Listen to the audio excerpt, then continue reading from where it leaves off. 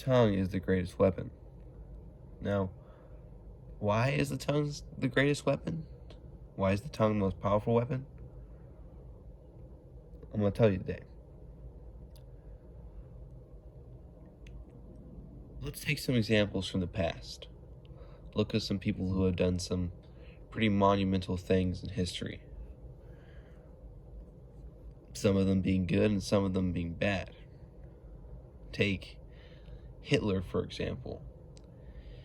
He was able to manipulate the Germans, a whole entire country, at least enough of that country, to believing that Jews were the enemy, that they were the evil thing and they should be got rid of.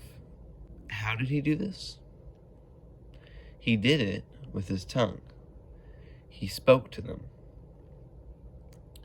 And how he spoke, the words he used, the way he used his tongue, made all those people change their thinking. Now, Martin Luther King used the tongue to do a great thing. He spoke for the rights of people. He let people know that all men were created equal, and he helped this nation so much. He helped this country so much. You know how he did it? He did it with his tongue. The words he spoke influenced the minds of those around him, and those that are not even around him right now. And he still is influencing people to this day. Now let's take the greatest example of all, which would be God. He used, in a metaphorical way, his tongue to speak the world into existence, to make life, to make this world, to make earth, to make the whole entire universe with his words. Words are so powerful, whether you use them for good or for bad. But words are insanely powerful, which is why you must be very, very careful what you say in whatever situation you are in. Your tongue should be used to say things of encouragement, good things. That's what your tongue should be used for. It should be used as a weapon, but a weapon for God, a weapon to cut into the minds of people, to enlighten them, but not to brainwash or break them down, but to build them up. Now, if we look in James chapter 3, this is where I got my inspiration for this message. And James chapter 3, verse 6 through 12 says this: "And the tongue is a fire, a world of iniquity. So is the tongue among our members, that it defileth the whole body.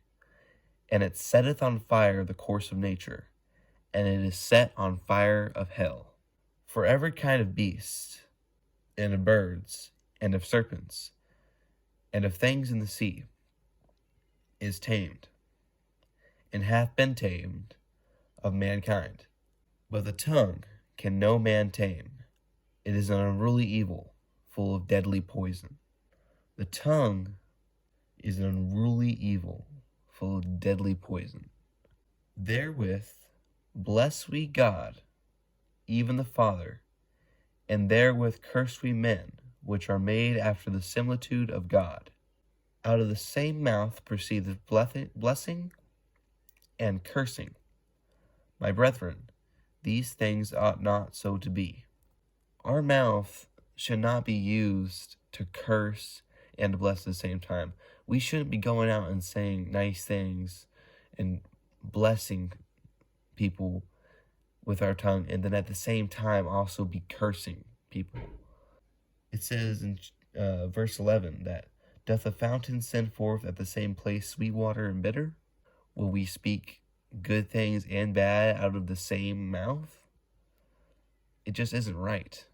It says there, as it said in verse 9, therewith we bless God even the Father, and therewith we curse we men, which are made after the similitude of God. So we're cursing God's people with our tongue. I know I have, many a times.